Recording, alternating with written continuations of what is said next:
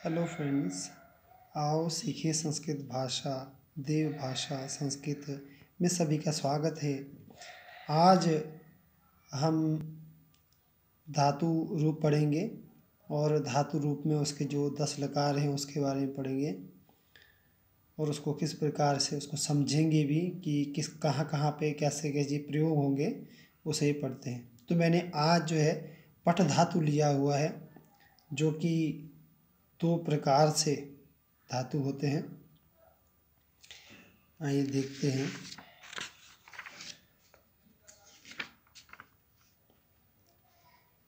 तो ये धातु रूप 10 लकारों में जो है मैंने लिखा हुआ है।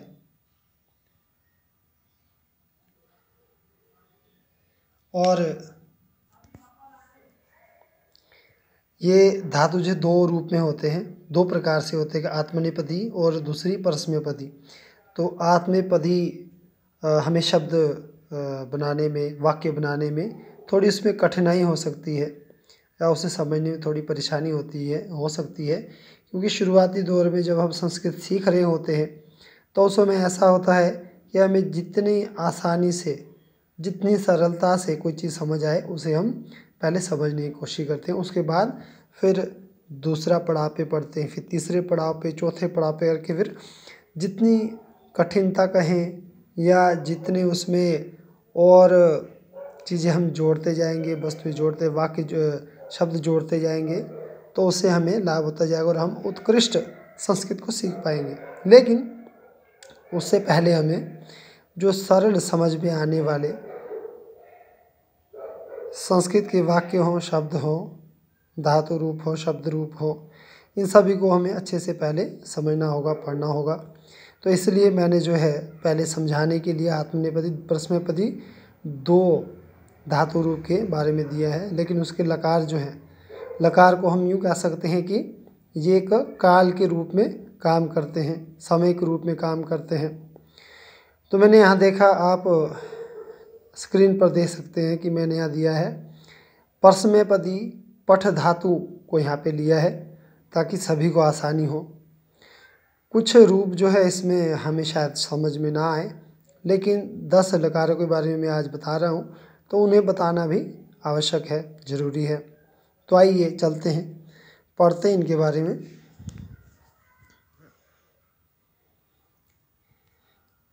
ये देखिए, यहाँ पर मैंने परस्मैपदी पठ धातु लट लकार दिया है। लट लकार का मतलब ये वर्तमान काल को बताता है। आगे एक वचन, द्विवचन, बहुवचन मैंने दे दिया है और साथ ही में उसके नीचे भी मैंने बाकी जो लकार हैं उनके बारे में दिया है। लेकिन मैंने उसके नीचे जो लिट लकार है, लुट लकार है, इनमें मैंने कहीं भी जो है एक वचन, द्विवचन, बहुवचन नहीं लिखा, क्योंकि ऊपर लिखा हुआ है तो आसानी समझ आ जाए, इसलिए मैंने उसे नहीं लिखा है।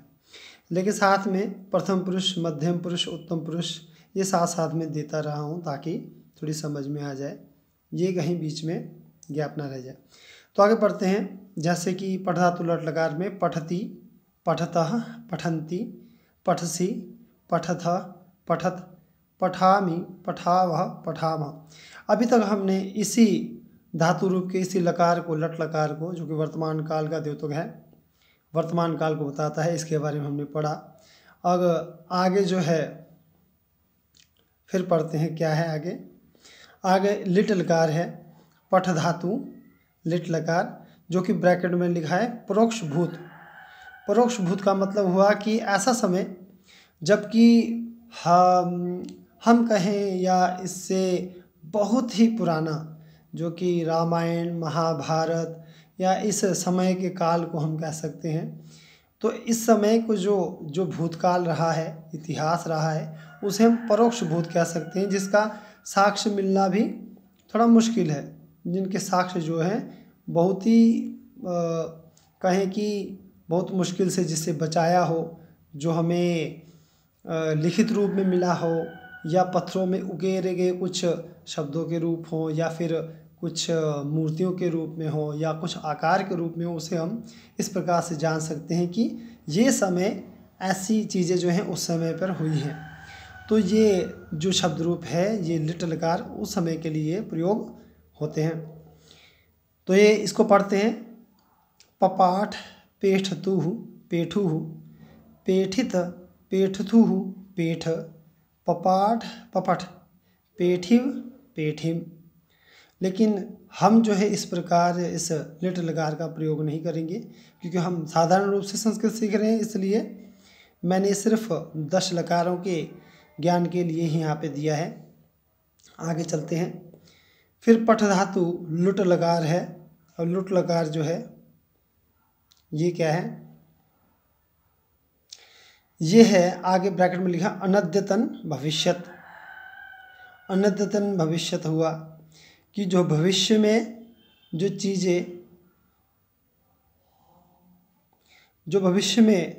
चीज़ें हो जाती हैं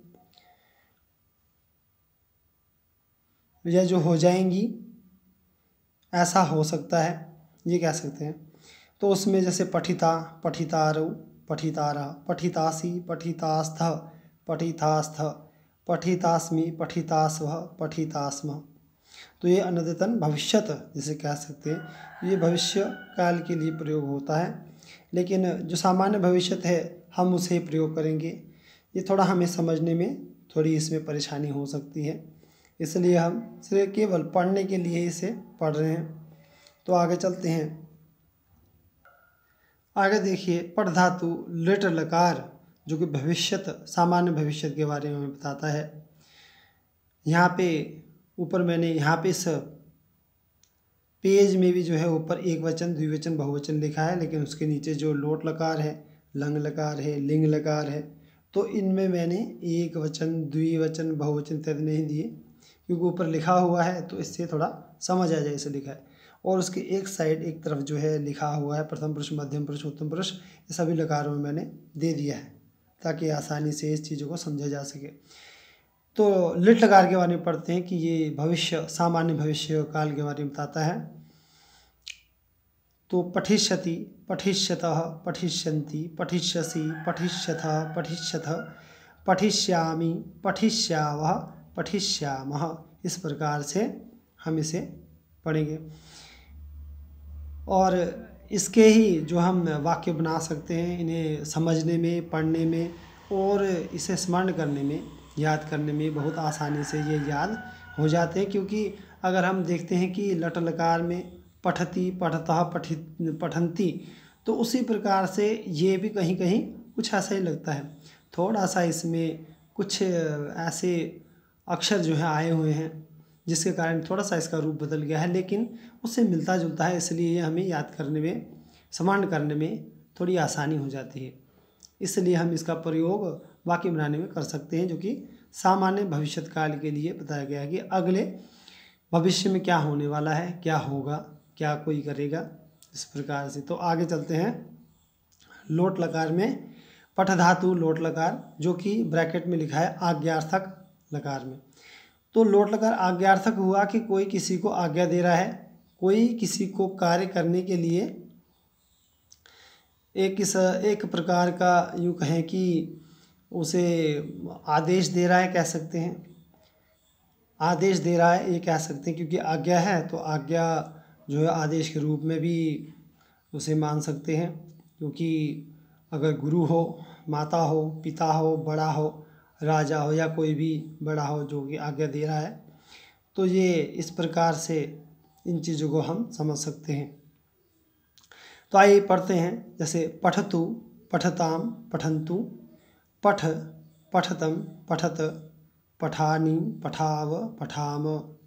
तो अगर हम इसका जैसे वाक्य कहीं बनाते हैं तो किसी को आज्ञा देनी हो कि तुम पढ़ो या बच्चों को पढ़ना चाहिए, बच्चे पढ़ें, तो इस पर हम इसका वाक्य जो बनाएंगे कि बालकः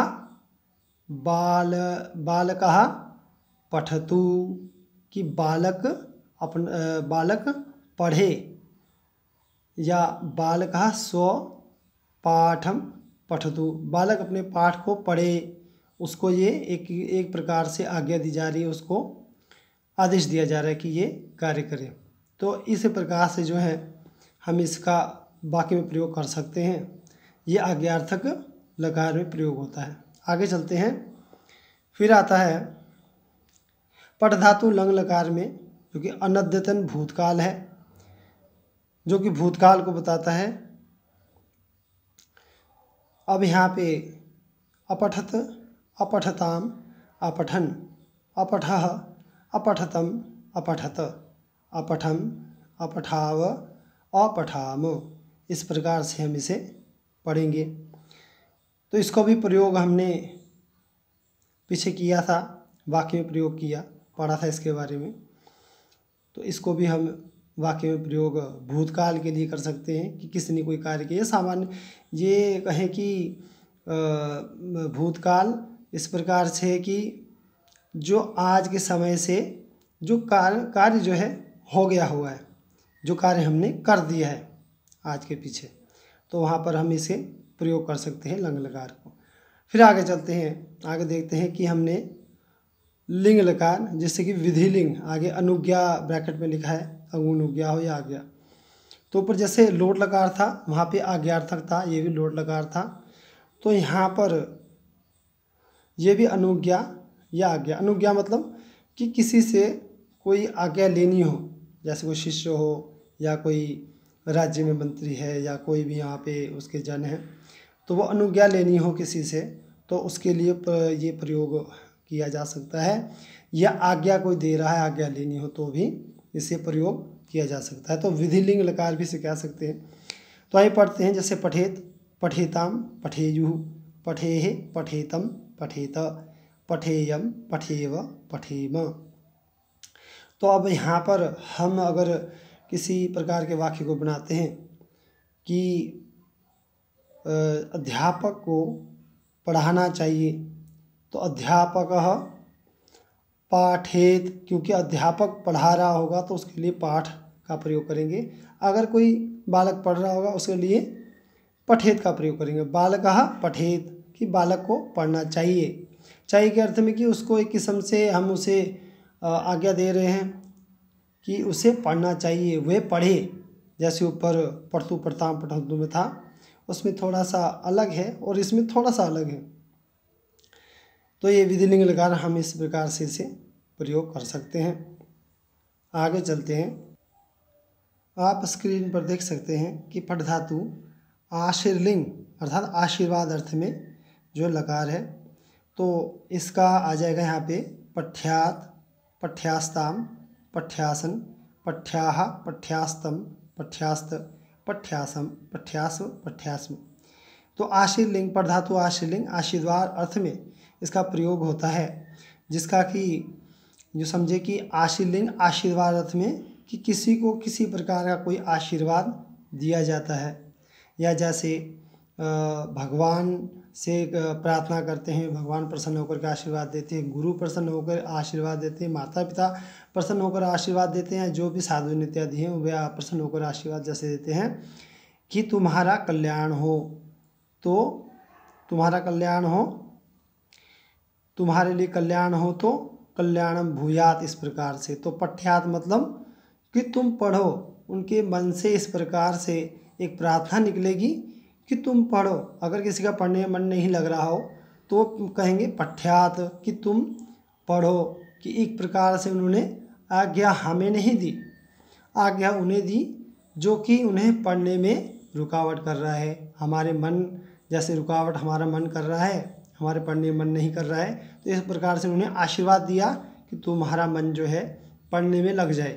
तो पठ्यात, तुम पठ्यात, तुम पढ़ो, तुम पढ़ सको, तुम्हारी रुकावटें दूर हो और तुम्हें पढ़ने में मन नहीं लग रहा है वो पढ़ने में मन लग जाए। इस प्रकार से वे आशीर्वाद अर्थ में से प्रयोग कर सकते हैं। तो आगे चलते हैं। पठ धातु लुंग लकार। तो लुंग लकार हुआ सामान्य भूत। जैसे कि अभी भी कोई कार्य किसी ने किया हो, पढ़ने का हो, खाने का हो, दौड़ने का हो, जाने का हो, तो वहाँ पे सामान्य भूत जिसे हम कह सकते हैं भूतकाल। तो अपाठित, अपाठिष्टाम, अपाठिशन, अपाठिषु, अपाठित, अपाठिष्टाम, अपाठिषु, अपाठिः, अपाठिष्टम, अपाठिष्ट, अपाठिशम, अपाठिष्व, अपाठिष्व, इस प्रकार से होगा। आगे चलते हैं पठ धातु लिंग लकार में, तो ये हेतु हेतुमत भाव लकार में है कि अपठिष्यत, अपठिष्यताम, अपठिष्यन। अब ये क्यों कहाँ पर प्रयोग होगा कि लिंग लकार जो है ये भविष्य काल में या भूतकाल में कोई ऐसा समय हो जिसमें कि कार्य हुआ हो, किसी ने पढ़ा हो, किसी ने खाया होगा, किसी ने कर्म किया होगा, या कोई सोया होगा, किसी ने किसी प्रकार का भी कोई कर्म भूतकाल में किया होगा, तो उसके लिए प्रयोग होता है। जैसे कि अपठिष्यत, उसने ये पढ़ा होगा। अपठिष्यताम, अपठिष्यन, अपठिष्य, अपठिष्यतम, अपठिष्यत, अपठिष्यम, अपठिष्याव, अपठिष्याम। इस प्रकार से मैंने 10 लकार के बारे में आपको बताया। आशा करता हूँ कि आपको ये धातु रूप के बारे में जान करके बहुत लाभ मिलेगा या मिला होगा। आपको वीडियो अच्छी लगे तो कृपया इसको लाइक करें, शेयर करें, सब्सक्राइब करें, बेल का बटन दबाएं और अपने कीमती कमेंट ज़रूर दें। धन्यवाद।